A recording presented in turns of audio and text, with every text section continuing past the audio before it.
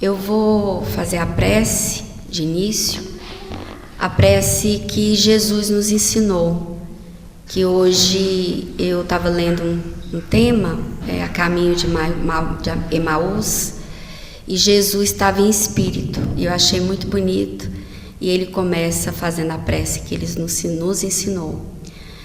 Pai nosso, que estais no céu, santificado seja o teu nome, venha a nós o vosso reino, seja feita a tua vontade, assim na terra como no céu. O pão nosso de cada dia nos dai hoje, perdoai todas as nossas ofensas, assim como nós perdoamos a quem nos tem ofendido, e não os deixeis cair em tentação, nos livra de todo mal, assim seja. Graças a Deus. A palestra hoje é do Fred, né? Qual é a palestra mesmo? O tema, Fred? Allan Kardec. Allan Kardec e o Homem e a Mensagem. Boa noite. Boa noite. Que a paz do Divino Mestre Jesus esteja em nossos corações hoje e sempre. Nós temos a felicidade de estar aqui nessa noite, quando o Livro dos Espíritos completa 168 anos de lançamento dessa obra que é o marco da fundação do que nós chamamos de doutrina espírita. Então, em 18 de abril de 1857, foi lançado a obra O Livro dos Espíritos. Inicialmente, essa obra tinha por volta de 500 questões, depois foi revista, e aí saiu a edição atual, que está até hoje, que alguns dizem que tem 1018 questões e outros 1019. Questões de entendimento, de uma questão ter a letra A ou não ali para um complemento. Mas mais de 1000 questões feitas pelo codificador aos espíritos superiores. E muitas vezes nós pensamos, será que foi só Kardec que ficou perguntando essas questões todas ali para os espíritos? A gente sabe que não é assim, porque Kardec tinha um método muito específico e que nos convida a usar esse método quando nós vamos estudar também doutrina espírita, que é o método da pluralidade das informações. Então Kardec ele busca, através daqueles companheiros que participavam do movimento começa com as mesas girantes, e enfim, era um movimento que os espíritos começaram a fazer barulho por toda parte, a verdade é essa. Então, Kardec começa a trocar informações, naquele tempo, através de cartas. Ele começa então a trocar informações através de cartas com pessoas em várias partes do mundo. E aí as respostas, ele faz essa pergunta na atividade de vocês, na reunião de vocês, e veja a resposta dos espíritos. E ele mandava essa carta para vários pontos, e as pessoas voltavam a carta para ele com a mesma resposta. Então isso ele chama de pluralidade. Então esse é um método que ele utilizava. Então não é a doutrina de Allan Kardec. Kardec é o codificador, é o organizador das informações dos espíritos. Portanto, a doutrina é dos espíritos, sem tirar o mérito daquele que foi o organizador, muito pelo contrário. Nós temos na questão 625 do Livro dos Espíritos, esse mesmo que nós falamos aqui, que foi a obra, o marco inicial da doutrina de uma forma organizada, quando Kardec pergunta para os espíritos se nós teríamos um modelo, um guia, que pudesse deixar para nós na humanidade. E a maioria das respostas do Livro dos Espíritos, elas são respostas dissertativas, são respostas grandes pelos espíritos, e essa é a mais curta de todas. Quando Kardec pergunta nessa questão quem pode ser o nosso guia e modelo, a resposta é sucinta: vede Jesus. Ou seja, ele responde categoricamente: nosso modelo e guia, Jesus. E Jesus, muitas vezes nós falamos, Jesus é o mais importante do planeta. Com certeza, para nós, os cristãos. E a gente sabe que, no nosso entendimento, é o maior espírito, um espírito crístico, que não é só ele que é um espírito crístico. O universo através de Deus, o Criador, está sempre criando, e sabemos que existem outros espíritos ao nível de Jesus. Mas também respeitamos as outras crenças, que muitas crenças, ao contrário do que a gente pensa de achar que todas as pessoas acreditam em Jesus, isso é muito pelo contrário. Basta a gente buscar nas estatísticas as pessoas que não são cristãos e que não acreditam em Jesus, e muitas dessas pessoas nem conhecem as informações sobre Jesus. Pessoas hoje encarnadas que nem conhecem a história de Jesus. Mas nós, como cristãos, e nós falamos aqui, a Olívia acabou de mencionar, né, o nosso tema, Allan Kardec, o homem e a missão, a questão da missão, que cada um de nós temos uma missão. E aí nós fizemos algumas reflexões, lembramos lá do tempo do nascimento de Jesus, quando Maria vai visitar uma prima Isabel, segundo os relatos do Novo Testamento, que ela entra na casa de Isabel. Isabel já estava grávida há aproximadamente 6 meses, Maria descobre a sua gravidez e vai então visitar a prima. E Isabel diz: bendito é o fruto do vosso ventre, porque a alegria do bebê que estava no ventre de Isabel foi tão grande, e a energia que aquela pessoa trazia, imagina isso, né? Você está próximo de 2 fenômenos da humanidade, 4, porque tinha as 2 mães que tinham uma missão não menos importante, e nós vamos falar disso também, sobre essa missão, que muitas vezes nós estamos preocupados de achar que nós temos que ter uma missão grandiosa de transformar o mundo. Mas ali estava então aquele que divide o tempo em antes e depois. É assim que nós compreendemos como cristãos, e a maioria dos países que adotam, né, essa contagem do tempo, que também não são todos que adotam a nossa contagem de 2000 anos. Então nós temos ali um homem, uma pessoa que ainda estava grávida, nada mais, nada menos do que alguém que nasceria e se transformaria e divide o tempo para nós.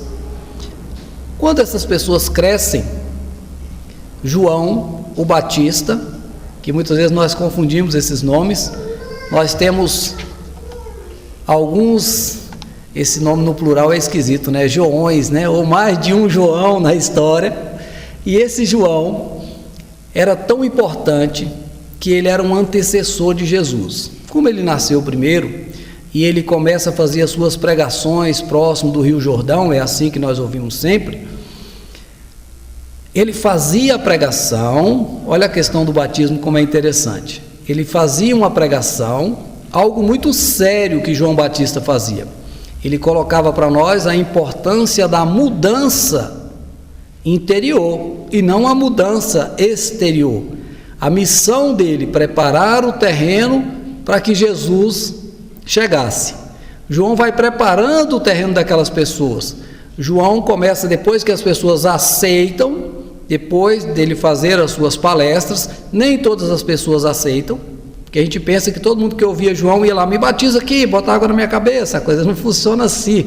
A gente sabe que muitas pessoas ouvem e esse cara está falando bobeira e vão embora. E não era diferente nesse tempo. Mas os que aceitavam, olha, eu vou fazer uma mudança realmente da minha vida, eu vou abandonar o homem velho. Essas pessoas eram submetidas ao batismo e a partir dali elas se comprometiam à mudança. Então, se mudam ou não, é como qualquer um de nós aqui agora. A partir de hoje eu vou ser diferente, mas nós ainda temos muitas coisas que nos amarram. E o que ele esperava da gente? Essa mudança, então, essa mudança interior, também João Batista. E João Batista, ele era tão importante, mas tão importante, não era, né? Porque o Espírito é eterno.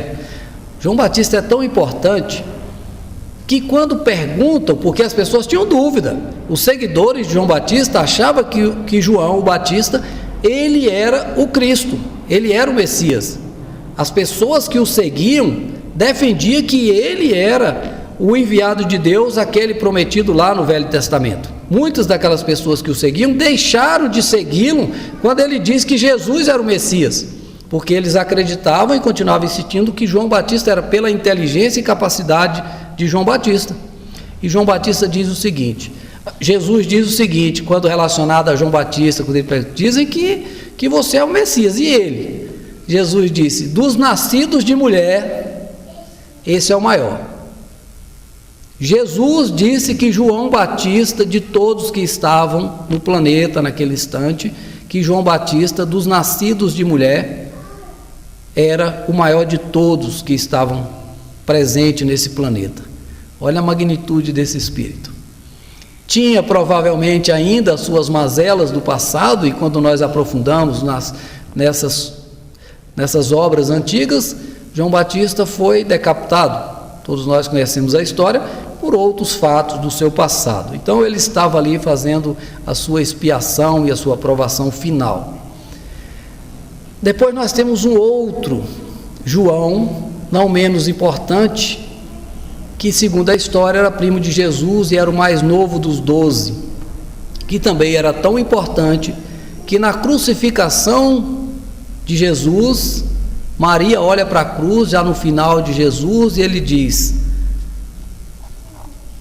Maria cobra pelo filho, ela chora pelo filho, e Jesus diz, mulher, eis aí o teu filho, filho, eis aí a tua mãe. Ou seja, a partir de hoje, você é responsável por cuidar da minha mãe, e mãe, você é responsável por cuidar desse menino aí. João ainda era muito jovem, e João também se torna um marco para nós, principalmente nos dias de hoje. É um dos evangelhos mais bonitos. Outro dia nós tivemos aqui o Saulo César, e ele disse para a gente, para quem não tem o hábito de ler, comece pelo evangelho de João, porque ele é mais romantizado, e é verdade, o evangelho de João é muito legal da gente. Primeiro que nós vamos encontrar muitas passagens nesse evangelho que não estão nos outros evangelistas, nos outros 4, até porque 2 desses evangelistas não participaram, não conheceram diretamente Jesus, não conviveram com ele. E Marcos conviveu desde criança ao lado de Jesus.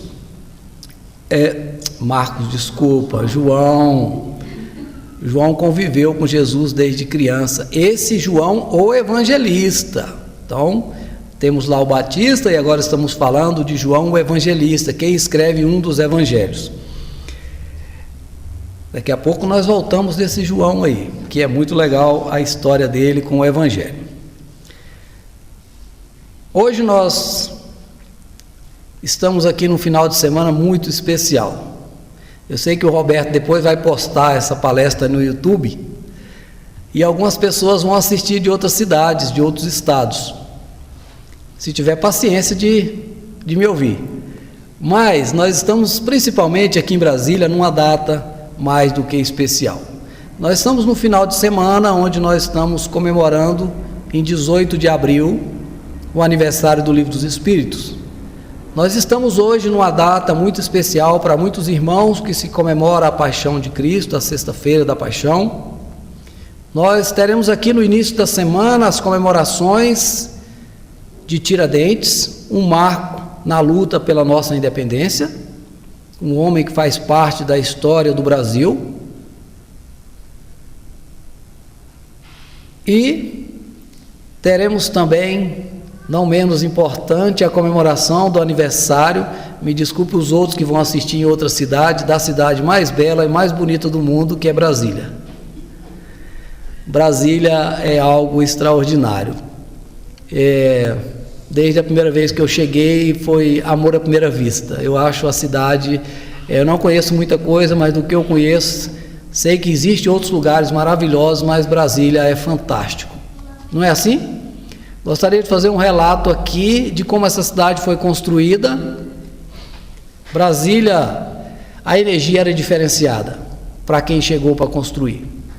Quando o Juscelino Kubitschek pede para Bernardo Sayão para construir uma avenida, uma BR que ligasse o Brasil a outros cantos aí, a Brasília a outros locais do Brasil, porque não tinha estradas, a energia era tão forte Eu nem sabia quem era o Bernardo Sayão. Eu disse, esse cara tem rua na minha cidade que chama Bernardo Sayão, tem um setor aqui atrás, a Belém Brasília se chama Bernardo Sayão, e eu fui dar uma lida sobre esse homem. Quando eu li sobre ele, a primeira coisa que eu fiz foi ir lá no cemitério, visitar o túmulo dele. Parece coisa de doido, né? A história é fantástica. A história desse homem, talvez um dia alguém vai contar com maiores detalhes e ele fique mais conhecido, porque é um herói. Esse cara é fantástico. E tantos outros, ele é um exemplo, mas tantos outros que vieram construir. A coisa de construir essa cidade, das pessoas vindo do lado do Pará, que eles chamavam de mateiros, abrindo aquelas florestas ali com facão, porque nem as máquinas entravam, e outra equipe daqui para lá, essas pessoas estavam imantadas de uma energia. Muitas pessoas morreram nessas construções, com esse objetivo de abrir as estradas para que nós estivéssemos aqui hoje. Então, uma outra cena que me impacta muito, duas aliás, uma com Oscar Niemeyer, que certa vez já tinha uns 6 meses que ele não ia em casa, e o presidente estava ali em cima de um canteiro de obras e disse para ele, você precisa visitar a sua família. E aí o Juscelino chamou a atenção dele, o presidente chamando a atenção dele, que tinha 6 meses trabalhando direto, e ele disse, e ele calado ouvindo tudo aquilo, ele disse, terminou, presidente? Terminei. Então agora dá licença que eu preciso trabalhar. Era o nível dessas pessoas para construir Brasília. Era algo fenomenal. E o outro ponto, quando vai inaugurar o Palácio da Alvorada. Muitas autoridades, pessoas até de outros países, e o Juscelino dá uma ordem ali. Ele havia convidado todas as pessoas que tinham trabalhado na obra, todas aquelas pessoas que trabalharam ali, pedreiros, carpinteiros, eletricistas, todas as pessoas que trabalharam para construir o Palácio da Alvorada, ele convidou para o almoço de inauguração. E quando as autoridades se preparavam para almoçar, ele tinha deixado um recado lá, primeiro os trabalhadores vão almoçar, depois vocês. É algo fantástico da nossa história. Só estamos falando isso porque nós lembramos desse final de semana, mais que especial na nossa capital.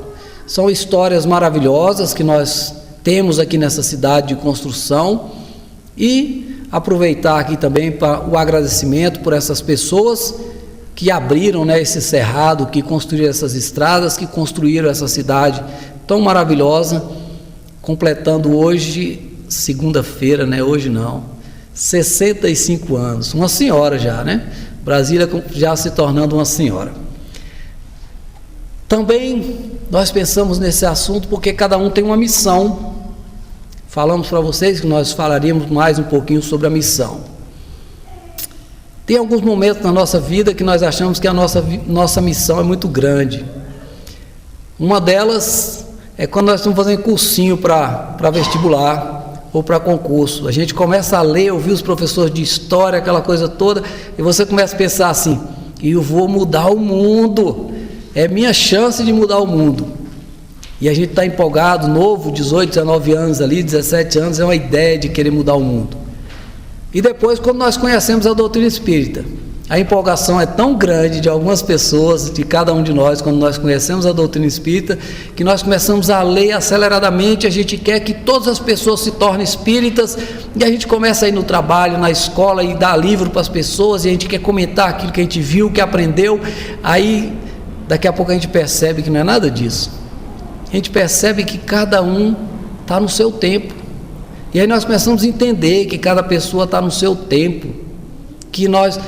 Inclusive Kardec usava uma expressão assim, que nós não devemos estuprar consciências, cada um no seu tempo, cada pessoa vai entender o seu momento, e é como nós estamos falando agora da missão, dessa missão de cada um, que muitas vezes nós achamos que nós temos uma missão de transformar o mundo, de transformar a nossa família, de mudar, a gente vê um parente ali se arrastando, a gente quer trazer junto, ou um amigo, e a gente acha que todo mundo tem que vir com a gente, e muitas vezes até faltando o respeito com essas pessoas, e achando que nós temos uma missão dessa transformação.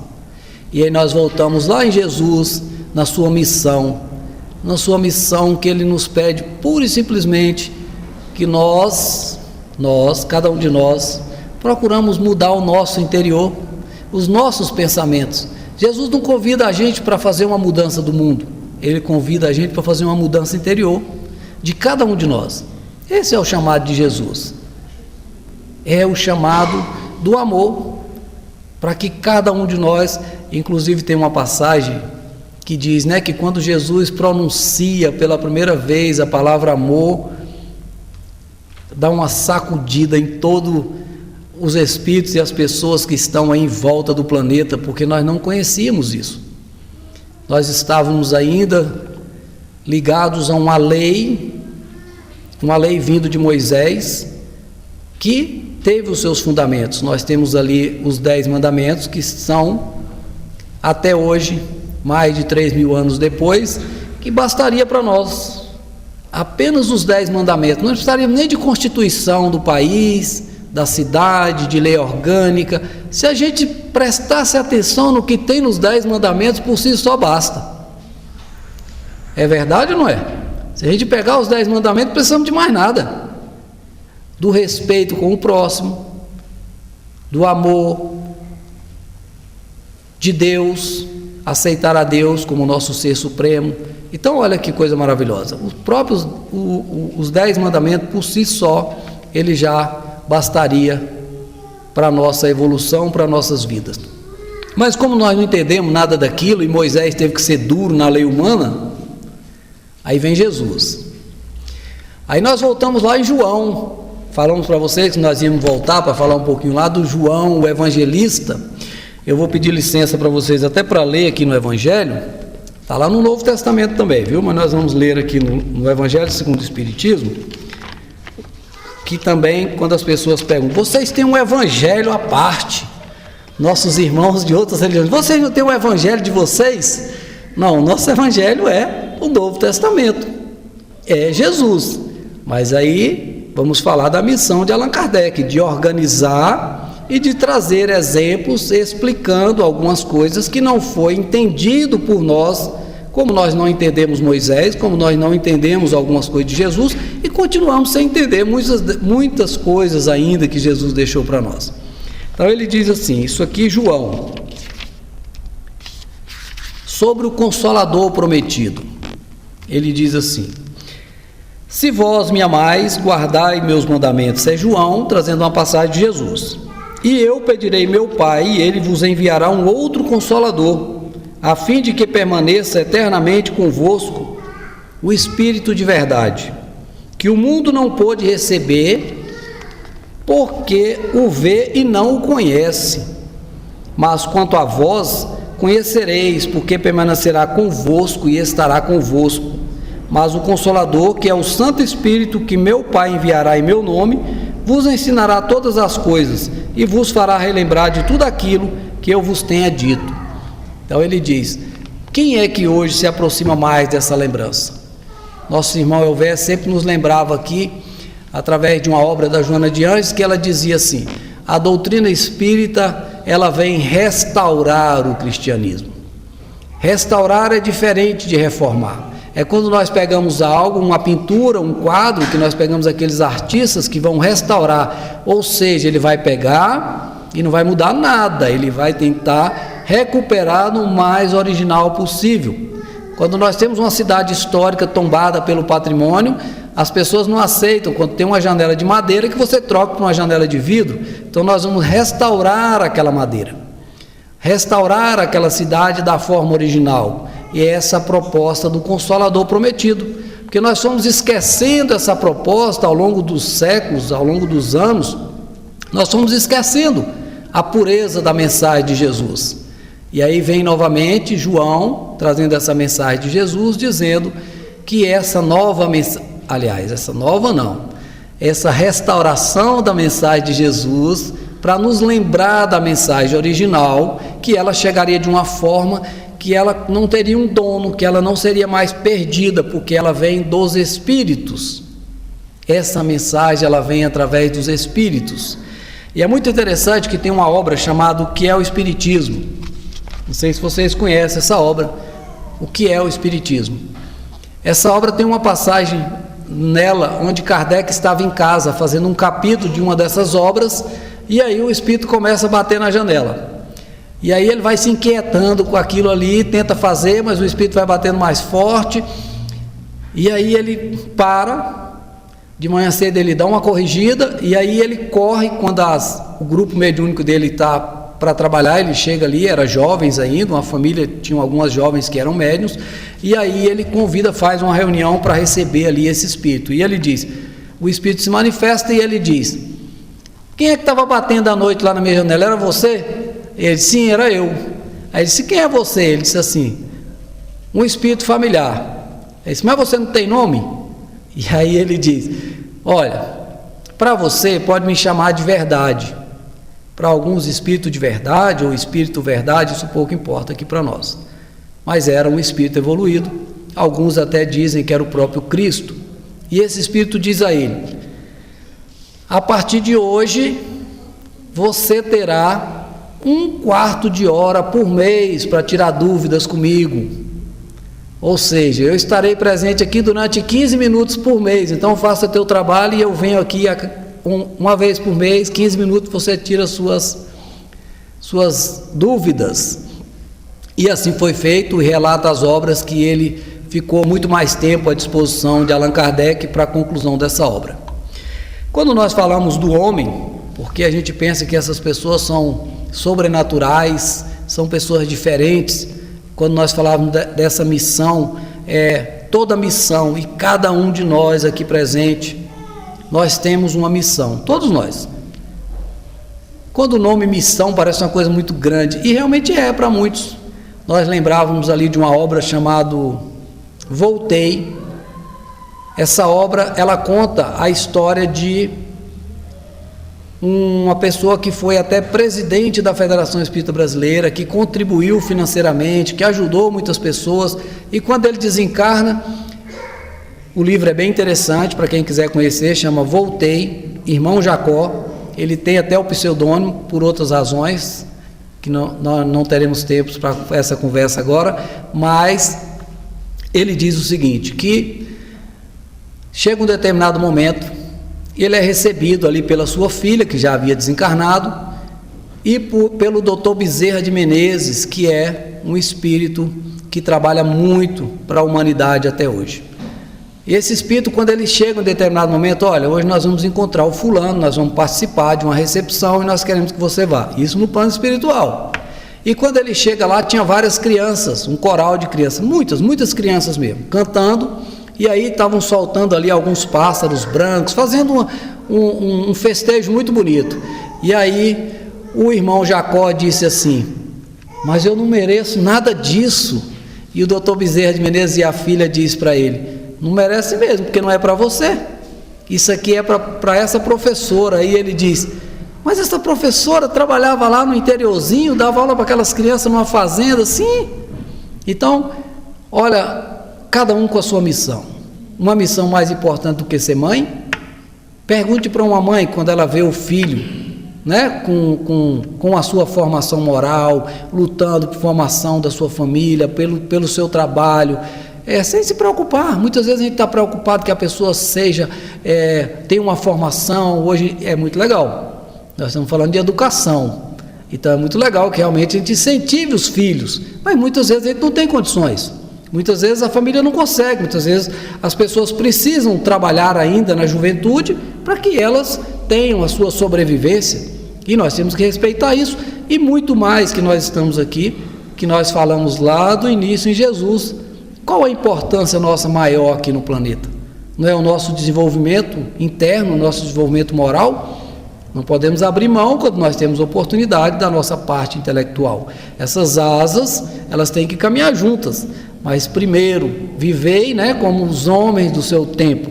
Nós precisamos aqui de sobreviver, do alimento, das roupas, precisamos muitas vezes trabalhar e muitas vezes não conseguimos, então, avançar nos nossos estudos.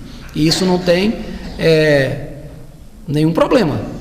Nós estamos aqui muitas vezes, pessoas analfabetas no movimento espírita, que dão um show de trabalho, de conhecimento, aprendem com as palestras. Então, missão, cada missão é importante. Missão de ser mãe, missão de administrar uma empresa, missão de limpar uma cidade, enfim.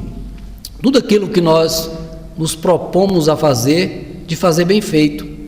Tem uma frase de um francês que ele diz assim: todo trabalho que tem que ser feito merece ser bem feito. Então vamos fazer o nosso melhor. Então o nosso melhor naquele instante, qual é o nosso melhor? Ou então perguntar assim: se fosse Jesus, como é que ele faria? E aí nós vamos começar a tomar decisões diferentes em nossas vidas. Mas nós falamos também do homem, para que a gente não possa endeusar nenhuma pessoa.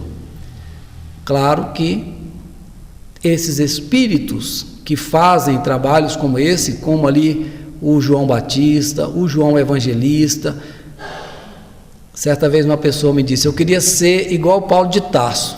Chega ali na estrada de Damasco e ele já caiu logo ali do cavalo, do camelo, e já levantou e disse: ei, Jesus, o que queres que eu faça? Hoje eu sou um novo homem. E nem ali isso era verdade, porque o Paulo sofreu. Por mais que Paulo de Tarso era um doutor da lei, um homem que estava ali sendo encaminhado para o Sinédrio, que seria mais ou menos aqui o que é o nosso Supremo da Justiça, do povo ali, do povo judeu, e ele abre mão de tudo isso e chega na sinagoga e diz: agora eu vou falar sobre Jesus. Ele começa a falar e não sai nada. Ele não conhecia, ele não tinha vivência. Ele conhecia sobre a lei de Moisés, mas ele não conhecia sobre Jesus, ele não conhecia sobre amor. E aí ele passa 3 anos no deserto, depois passa mais 8 na igreja servindo água para as pessoas que chegavam ali, fazendo tapetes e barracas para vender, para ajudar aquela igreja, até que certa vez chega o momento dele de muito aprendizado. Olha a missão aí. Ele disse: agora alguém disse: nós precisamos que alguém agora comece a viajar e divulgar o cristianismo. Aí ele levanta e disse: agora é minha vez, isso agora eu sei fazer. Era um exímio orador e tinha vivência na doutrina espírita. E aí Paulo de Tarso se torna então o maior divulgador do cristianismo no mundo. O maior marqueteiro do cristianismo que nós já tivemos chama-se Paulo de Tarso. Que coisa interessante. E aí o Allan Kardec, voltamos lá na sua origem como homem. Kardec nasce numa cidade na França, no interior da França, chamada Lyon. Essa cidade, ela está retratada numa das obras magníficas de Emmanuel, uma psicografia de Chico Xavier. Recomendo também para quem não leu, chama-se Ave Cristo, uma obra chamada Ave Cristo, ditada pelo Espírito Emmanuel. Essa obra se passa na cidade de Lyon, na França, por volta do ano 290, ou seja, bem antes de Allan Kardec. Kardec nasce em Lyon a 3 de outubro de 1804. Tem algumas curiosidades que acontecem na vida de Kardec. Primeiro, que as pessoas pensam: era muito fácil para ele, porque quem vivia ali, aos 10 anos ele é encaminhado a um instituto na Suíça, que é do lado da França, um país onde originalmente se fala 3 idiomas oficiais naquele país, sem contar que é um país movimentado ali dentro da Europa, que outras pessoas que chegam falando italiano, chegam falando português, e se torna muito mais fácil para você aprender. Que muitas vezes nós falamos: Kardec era muito inteligente, ele falava 5, 6 idiomas. Não desmerecendo quem fale 5, 6 idiomas, mas se ele tivesse nascido lá na minha cidade, provavelmente ele ia aprender só um, porque a gente só falava goianês naquele lugar. Agora você imagina um cara que mora na França, aí chega na Suíça, o cara da escola fala alemão, os amigos da rua falam outro idioma, o outro fala francês, o outro fala português. 10 anos o cara é encaminhado para o instituto, onde ele encontra, e aí vem também uma outra missão de outros espíritos, e aí ele encontra Pestalozzi, um dos maiores educadores que o planeta já teve. E Pestalozzi era seguidor de outro grande estudioso chamado Rousseau. Eu até trouxe uma obra do Rousseau aqui, porque muitas vezes a gente fala o nome do livro e as pessoas dizem: isso nem existe mais. Nós temos essa obra, vou colocar aqui para você, viu, Roberto? Emílio, essa obra é fantástica, ela tem pouco mais de 700 páginas, ele se chama Emílio ou da Educação, uma obra do Rousseau, que tem uma das partes ali dos comentários, onde Rousseau foi um educador Muito interessante essa obra. Ele tem 2 obras que marcam. Essa na educação, e ele tem várias, mas assim, que eu me lembro de 2 que marcam a história da humanidade, que a outra é o contrato social. Então a maioria dos contratos que a gente faz hoje, quando a gente vai comprar uma casa, quando a gente vai comprar uma empresa, quando a gente vai fazer um contrato com um banco, quando a gente compra um celular, todos os nossos contratos são baseados nesse livro de Rousseau, que viveu ainda antes de Pestalozzi. Pestalozzi estudava Rousseau e ele traz essa filosofia para dentro do Instituto. E o Instituto era muito legal, porque naquele Instituto vinham pessoas do mundo todo, jovens do mundo todo, de crianças aos jovens, 16, 17, 18 anos. E era muito legal porque o portão ficava aberto. Você entra e sai quando você quiser. Então, assim, proibido castigar, proibido fazer qualquer coisa nesse sentido. Nós estamos aqui para estudar. Se você tiver interesse, nós estamos aqui de portas abertas. Os jovens estudavam 10 horas por dia. Meu Deus do céu, já a pessoa ficar estudando 10 horas por dia, uma das coisas que Pestalozzi colocava para aqueles jovens, 10 horas. Você só pode estudar 1 hora. É 10 horas por dia, mas você só pode ficar até 1 hora estudando. Terminou essa 1 hora, você inclusive tinha que trocar de sala, que era para você se movimentar, para você acordar, fazer um exercício. Você passava para outra sala. Então eu estava estudando um idioma aqui, eu ia estudar matemática em outra sala. Daqui a pouco eu ia estudar geografia em outra sala. E muitas vezes você ia estudar cartografia em outra sala, você ia estudar as plantas lá fora, na aula prática, você ia fazer aula prática, à noite você ia fazer aula olhando as estrelas. Então ele trazia sempre a questão da prática para os estudos.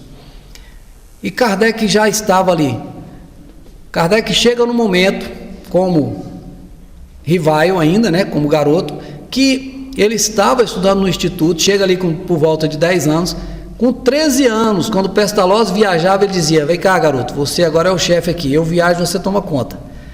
E ele tinha uma outra coisa: os alunos se misturavam na sala, independente da idade, e olha que coisa legal isso. Nós hoje ainda temos essa coisa tão acadêmica, que nós estamos formando essas cabeças cada vez mais quadradas dentro das escolas, que nós estamos proibindo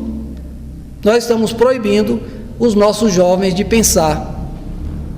Nós estamos proibindo, nós estamos criando caixas quadradas para que a população não pense. E esses caras estavam discutindo isso lá no século XVIII, XIX, que nós temos que... a melhor forma de você educar é você mexer com a intuição do garoto, é você fazer com que ele descubra por si só. Então eles queriam que a pessoa tocasse nas coisas, tivesse o tato. Era assim a forma de educação proposta por Pestalozzi, por Rousseau, por Kardec, por muitas outras pessoas. Kardec, antes de se tornar Allan Kardec, ele era professor. Ele sai da Suíça por volta de 18, 19 anos, ele não volta para Lyon, ele vai direto para Paris. Ele funda ali algumas escolas, e nesse período da escola, ele tenta levar esse formato para as escolas de Paris. E ele escreve vários livros de matemática, livros do idioma francês. Ele cria um planejamento para o Ministério da Educação da França, para que um plano diferente para a educação no país. Então ele era muito à frente do tempo. E depois de todas essas propostas que ele faz,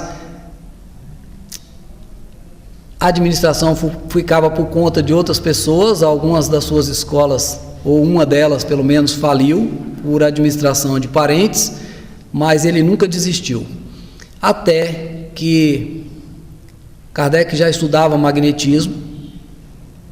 Kardec estava ali, Mesmer tinha acabado de criar essa ciência do magnetismo, que ele acreditava que fosse ali algo que todo ser vivo, não é só o ser humano não, ele acreditava que todo ser vivo tem uma energia, que quando nós chegamos perto do outro, nós trocamos essas energias, de uma forma até que nós podemos curar o outro quando nós levamos essa energia. E Kardec conhecia de magnetismo, muito. E quando ele chega a primeira vez numa reunião, que ele é convidado da manifestação dos espíritos, ele diz: tudo balela. E ele vai embora decepcionado com aquilo. Só que depois, pessoas sérias do seu convívio o convidam novamente, e ele participa, e aí ele tem liberdade de vasculhar, de mexer em todas aquelas mesas, em todo o salão onde eles estavam, para mostrar que aquilo não era algo que alguém estava ali manipulando. E ele começa então a estudar sobre os espíritos, sobre as suas manifestações. Graças a Deus que ele fez isso, que trouxe para a gente essa organização, o método de estudos e, acima de tudo, essa compreensão dos ensinamentos de Jesus, porque essa foi a missão, clarear para nós, de trazer novamente à luz aquela mensagem que estava sendo esquecida ao longo dos séculos. E nós acreditamos, quando João diz aqui no Evangelho que ia trazer novamente, que Jesus traria para nós novamente os conhecimentos de Jesus, os seus ensinamentos, de uma forma que não seriam mais tirados de nós, porque esses ensinamentos eles vêm dos espíritos superiores. Então não tem como a gente dizer, olha, foi Kardec que escreveu? Não, Kardec organizou as coisas que os espíritos trouxeram para nós. E ele era tão preocupado com isso, que quando ele começa a fazer realmente essa organização das obras, ele busca apagar a sua história como professor Rivaio na França. Não apagar o que ele tinha feito no sentido de, parei aqui não, mas realmente a mensagem do homem novo. A partir de hoje eu preciso até trocar o nome para não haver confusão.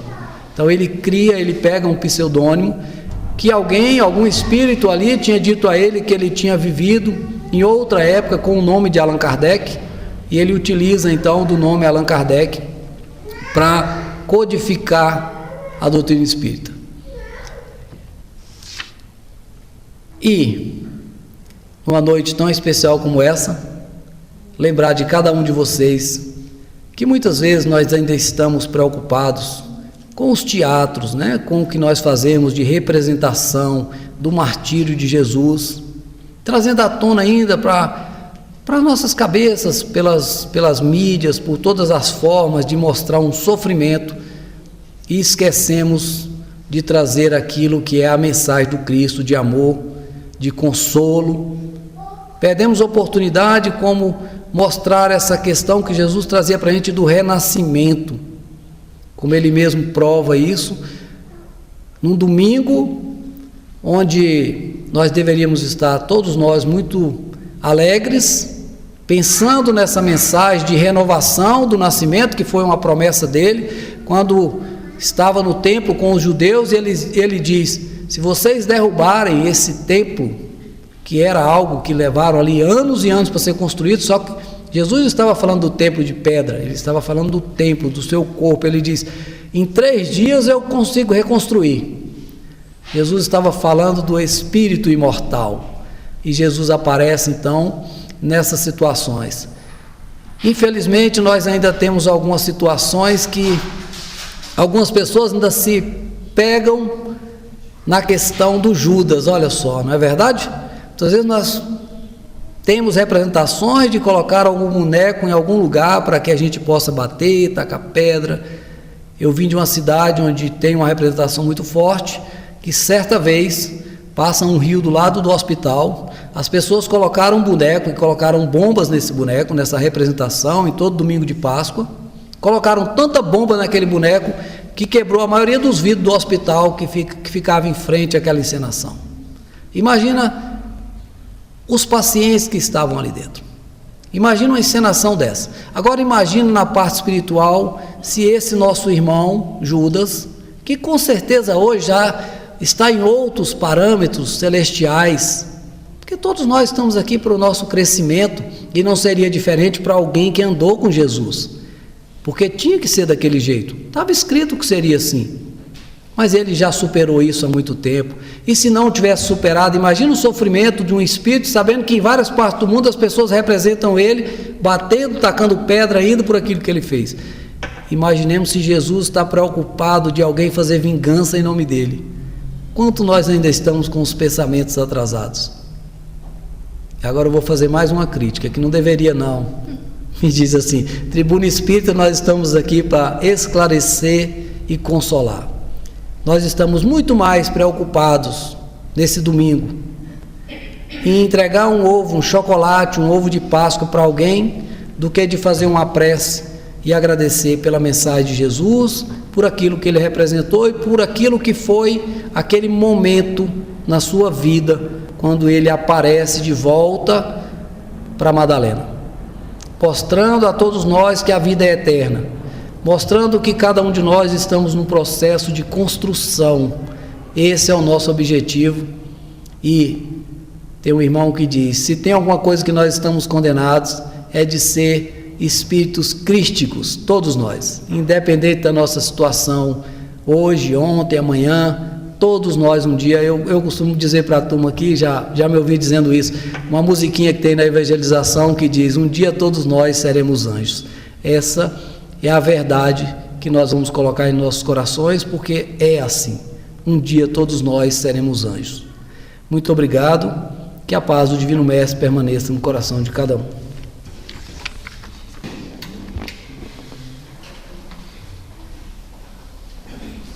Vamos preparar para a prece.